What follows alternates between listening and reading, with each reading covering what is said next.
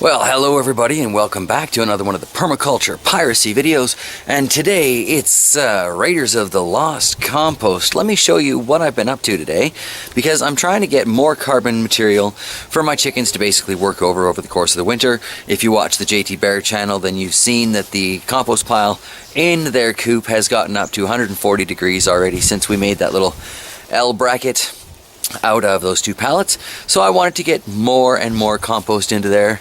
Just getting spied on by a squirrel here, and he's off. I wanted to get more and more compost in there so that I can have, well, frankly, more of it to add to my gardens. So let me show you, yeah, like I said, kind of what I've been doing. So we've got this area behind the fence here, which we don't really do anything with. However, these massive Manitoba maples drop plenty of leaves every year, and they never get cleaned up. So today, since, yes, there's still snow on the ground, but the temperature is above freezing, I came back here with the rake and did a little bit of raking. Everywhere that you can see that doesn't have snow on it, I raked. Which also includes this big area inside the fence line, where I have been piling leaves and grass cuttings for 3 years, and they still pretty much look the same as they did when I first dropped them there.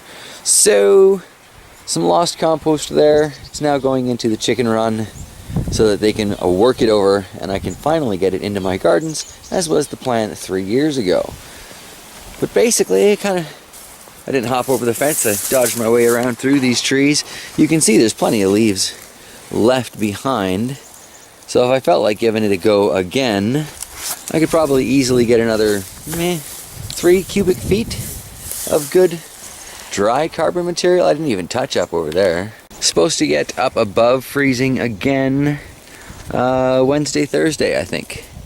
So I may just come out here and do a little bit more raking. Don't worry, Laz, you don't have to rake. You never have to rake. I don't know what your worry is there.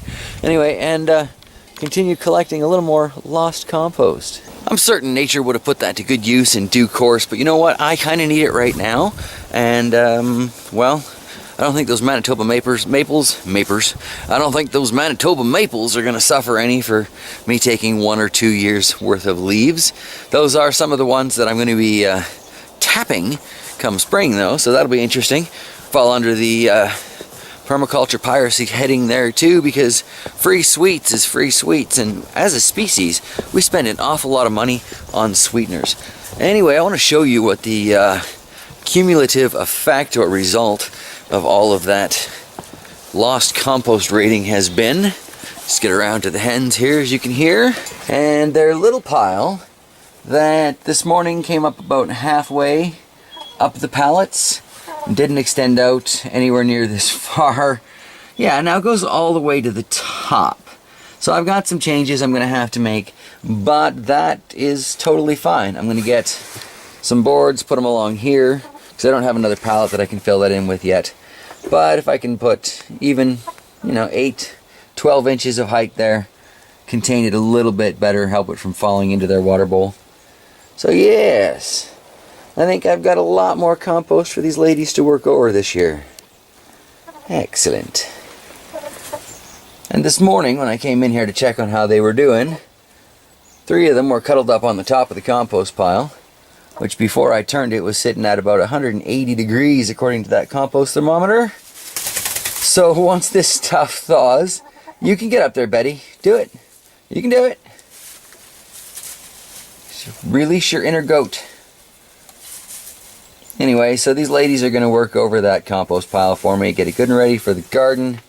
It's about using the resources that you have, right?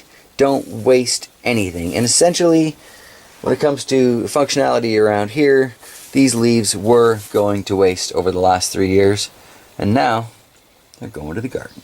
Well, thank you all for joining me on this really quick Permaculture Pirate episode, Raiders of the Lost Compost. It just struck me as a fun title. Maybe one too many Indiana Jones movies as a kid. Who knows? Whatever. I haven't heard the dog whine in a few minutes, though, which always means I've got to go check on him. He's very much like a toddler that way. If you can't hear me, you'd better come find me. So I will see you guys next time. Well, last, buddy. Final clip after the closing clip after the final clip. Here we are. Raiders of the Lost Compost. This is what it looks like now that I've actually kind of piled it up, got those boards against it, and Betty has finally figured out they can see the yard if they go all the way to the top of the pallets. This is good. I'm really excited about the compost these ladies are going to provide with all of those leaves that otherwise would have just kind of sat. And granted, they would have fertilized a maple tree long term, but it don't need this year's, and it probably don't need next year's. So this may already be a plan for next winter. We'll see. Lots of places I can raid leaves from. By no means done cleaning up back there. Yes.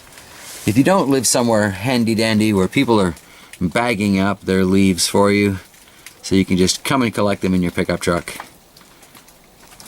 take a look around. Is there a bit of wild land going unraked? Are there some oak trees? You could really use someone tidying up underneath them. Check what you've got. Free resources are everywhere. Food should be free. Right, Bunty? You don't expect to pay for your food, right? Exactly.